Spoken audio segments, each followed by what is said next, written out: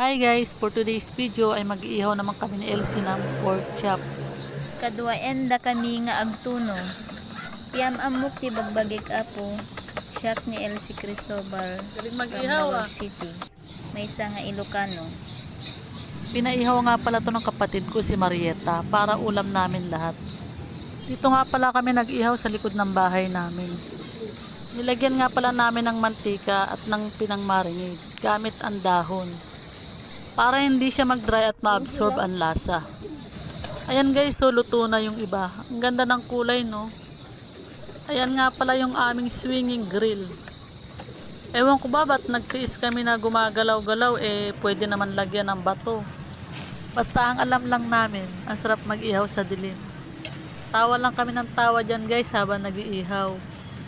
Kaya tuloy yung iba nasunog. Hanggang dito na lang. Thank you for watching!